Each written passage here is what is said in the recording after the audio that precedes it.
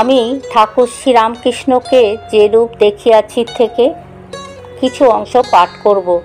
যদি আপনাদের ভালো লেগে থাকে আমার চ্যানেলটি আপনারা সাবস্ক্রাইব করে দেবেন।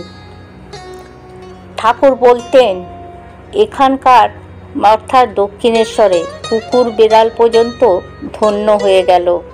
দেখো না, মায়ের প্রসাদ খাচ্ছে, গঙ্গা দর্শন করছে, গঙ্গা জল খাচ্ছে, মন্দিরের চারিদিকে যাওয়া আসা করছে। একটা কুকুর ছিল, ঠাকুর তাকে কাপ্তেন কাপ্তেন বলে ডাকতেন। সে প্রায় মার মন্দিরের সামনে চাতালে বসে থাকত।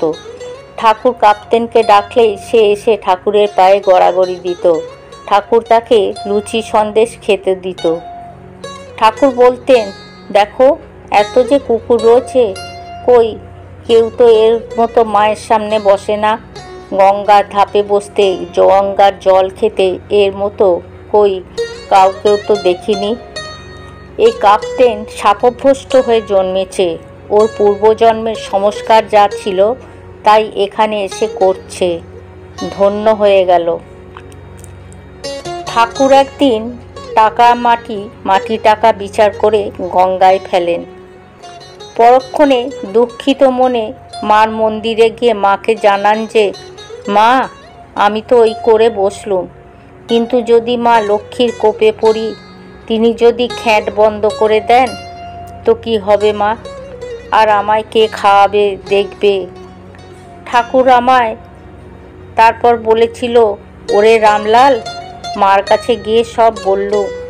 মা শুনে বলল, তুই লক্ষ্মীর কোপে পড়লি তো কি বয়ে গেল? তোর ভয় কি? এই দেখ, এরা তোর রসদদার হয়ে খাওয়াবে, দেখবে।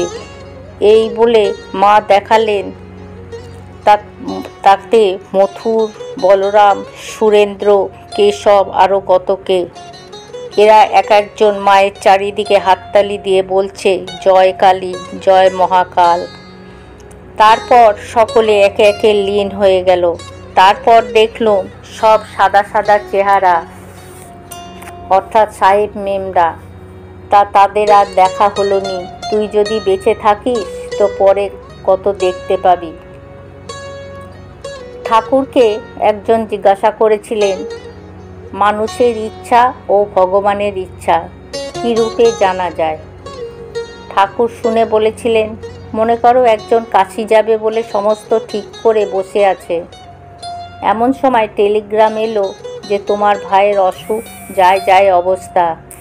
তুমি যদি শীঘ্রই আসো তো দেখা হতে পারে। সে তখন ছটফট করে তাড়াতাড়ি বাঁকুড়ায় চলে গেল। কাশী যাওয়ার হলো না। এখন ভেবে দেখো কার ইচ্ছা। আজ এই পর্যন্ত। জয় ঠাকুর, জয় মা।